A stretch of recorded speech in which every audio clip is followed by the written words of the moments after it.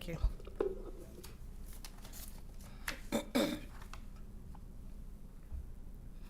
This meeting is now called to order. This is the Public Works and Transportation Committee meeting for Monday, March the 20th. I'm the chair, Councilmember Xanthalver for the 3rd District, and at this time, I will call for those members on the committee first. Start with Councilman Vince White. Present, Vice Chair. Next would be Councilwoman Latrice Bracy. Present. Next would be Councilman Nathan Field. Present. Next would be Councilwoman Brigida Fields.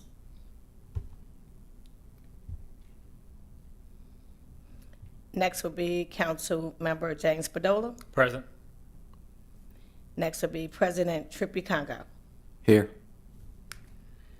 Okay, as a friendly reminder, only members of the committee should be making motions and seconding. Okay. We're going to start with the agenda for the Public Works and Transportation Committee meeting. That is also held virtual.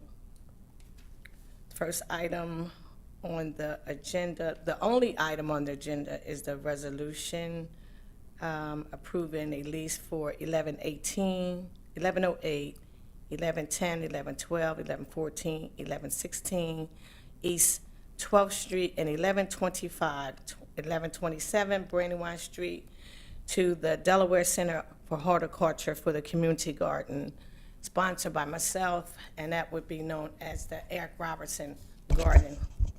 And who is here to speak for this resolution? Hi, Councilwoman. My name is Vikram Krishnamurti. I'm Executive Director at the Delaware Center for Horticulture. Good evening, everyone. Good evening, Vic. Good evening. Hello. Vic, you may go and speak towards this resolution. Thank you, Councilwoman. Our organization founded this project as the City of Wilmington's first urban farm. This is a larger scale community garden where we've increased production and also served the 11th Street Bridge neighborhood, where Eric Robinson, former city councilman Eric Robinson, was a really strong proponent and advocate for this project. We started operating the farm as a collaborative effort with DENREC, the City of Wilmington. We did some brownfield remediation for the parcels in question involving the lease, and have operated the location and sustained those operations since 2009. So we've had a recurring 5-year lease, which expired just in the midst of COVID. So it's been a bit delayed in getting the lease renewed. So we're really happy to be getting things formally back in place upon our return from COVID. Our urban farm operations are managed by Ms. Adrienne Spencer. Adrienne is a graduate of our gardening program at the Baylor Women's Correctional Institution. So Adrienne was at BWCI gardening at the garden there, which we maintained. And upon her release, she came to work as a part-time employee for the Delaware Center for Horticulture. She has been operating the urban farm since early 2015. So she's been with us for a number of years, and that's the primary focus of her employment with our organization. Thank you. Mr. Vic, does anyone have any questions? Committee members have any questions? Council members? Okay, I'm sorry, go ahead, James. I'm sorry, Councilman Spadola. Thank you, Madam Chair. Vic, good to see you. I just wanted to say thank you for all the good work DCH does throughout the city. I always see your people out early in the morning doing some landscaping, and it's always good to see them. So thank you for what you're doing. Thank you, James. Appreciate that. Next, President Congo. Thank you, Madam Chair. Just one question. How does the public get access to the produce? Are they sold right there on the farm, or if not, how do they get the access? Thank you, Council President. We were actually operating a farm market leading up to our shutdown from COVID, and for the growing seasons of 2020 and 2021, and 2022, we actually have been donating produce grown at the urban farm. We were part of an initiative called Harvest 2020, which extended into 2021 and 2022, just given the tremendous need in the community, and particularly the 11th Street Bridge neighborhood, including recovery from and assistance from the flooding in the fall of 2021 with the hurricane at that time. So essentially, we have certain pickup days. We have created small shares or small boxes of produce that over the past 3 seasons, we have simply been donating based on need. We also have been making donations of any excess to the Food Bank of Delaware so that they can help with distribution as well. So we've, and I'm sorry, also St. Patrick's Center, we have donated produce there as well. So we have a number of different avenues. I think for this season, our plan is to reopen the farm market. So we do advertise those. It's 2 days a week at certain hours of the day. So we're gearing up for that. We all the urban farm also serves as a community garden there's a certain section of the growing raised beds there that community members can have access to growing food for themselves. So we have a number of residents in the 11th Street Bridge neighborhood who are community gardeners as well. So we essentially, one of the guidelines for the lease renewal is that we would process a signed release on the part of any volunteers or community gardeners who access the property, with it being city property. Okay, thank you. Mhm. Great job. Thank you, Mr. Thanks. President. Next, I have Councilman White. Good evening, good afternoon. There are utilities on the property, correct? Only water, sir. There's no electricity. Per the lease, are you responsible for the water? Not historically, Councilman. I'm not sure that there's even a meter on the water there. One of the things we negotiated at the initial time of the Urban Farms founding was that the city provided water at that time. So that is the same hookup that we've been using for our irrigation system. But we do not pay a water bill for this property. And you mentioned, follow-up question, Sure. Madam Chair. You mentioned the raised beds. Talk to us a little bit about why you did raised beds there, please. Yes, sir. That's a matter of common practice, specifically related to soil safety. Even though this is a brownfield remediation project, before the operations began in 2009, there is still a concern about growing food crops in urban soils. So raised beds have a barrier underneath them. Some of them are made of wood. Others, which are more recent additions, are made of metal. Recycled metal. So we check all of those materials for safety. We don't use treated wood at the urban farm because that can contain arsenic and other heavy metals. So the practice of using and growing food in raised beds is really a soil safety concern to ensure that the roots of those food crops don't access the subsoil, which may have prior historic contamination from decades of use for other purposes, industrial purposes. Madam Chair, may I ask one last question? Sure, please follow up. Sure. Could you talk to us about any thought about bringing honeybees to that location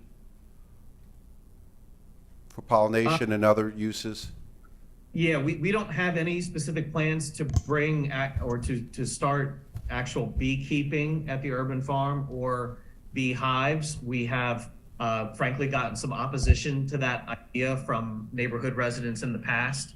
However, it is important for us to plant native plants in particular and other plants and flowers that are a source of pollen for pollinating insects in order to grow the crops. So, pollinating insects are very important for crop production, for cross-pollination, and for healthy crops and growing a diversity of crops. So we support insect wildlife at the urban farm, but we do not have any plans to bring or keep bees actively at the urban farm in terms of beehives. Thank you. Absolutely. Do we have any comments from any other council members that's on the line? Do we have any comments from anybody from the general public on the line? Okay, Vic, I would like to, okay, Chip, I'm gonna say something. President Congo, I'm sorry. Yes, thank you, Madam Chair. Just out of curiosity, how much produce is grown there every year? I'm not sure how that's even measured, but I was just wondering.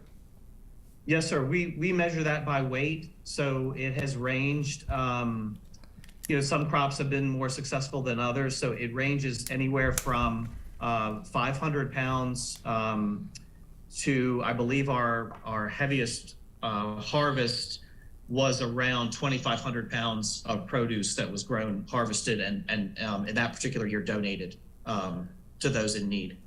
Okay, all right, thank you. Mhm.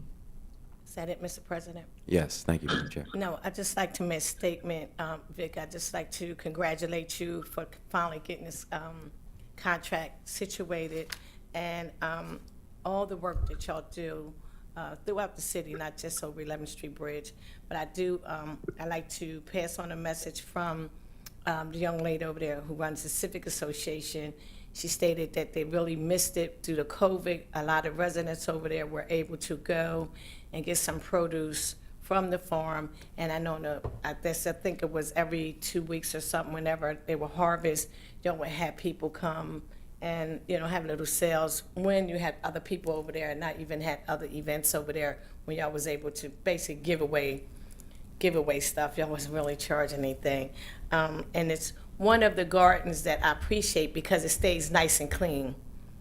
And y'all take care of it. It's not like you just have these gardens and people leave them and they come back. Even when it's wintertime, y'all have it covered up. And that's what I'm talking about when I'm talking about neighborhood garden. Not just in the summertime and leave it where the rodents are all in there running in people's houses and nobody's maintaining it. Y'all really do a good job. Every time I come through there, you see your staff or some volunteers out there constantly keeping it clean throughout the whole year.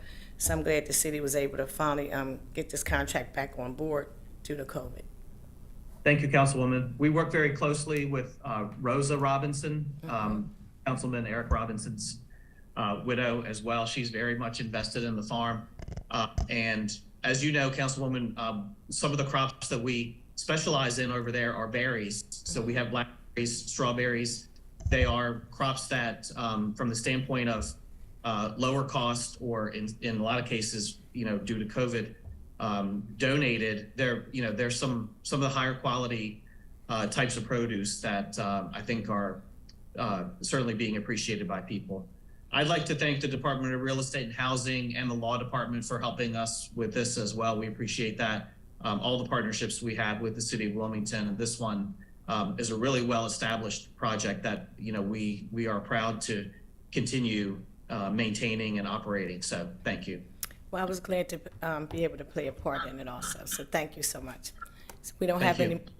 if we don't have any more questions, this is a resolution. It doesn't have to be voted out.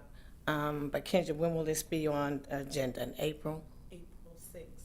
Okay, we'll see you April 6th. This will be on our meeting for City Council on April 6th. Thanks again, and you have a good evening. Thank you. Thanks, everyone. Sure. Thank you. Next, I received a note, Councilwoman Hardy. This resolution is being held for tonight. The next resolution is being held. So with that being said, that's the end of this agenda for Public Works. Motion to adjourn, Madam Chair. Yeah, that's what I'm agreeing. Second. I'd like to have a motion to adjourn. Motion to adjourn, Madam Chair. Second. Okay, so move. It's been properly moved and second to adjourn. All those in favor? Aye. Aye. All those opposed? Thank you. I can tell you got how.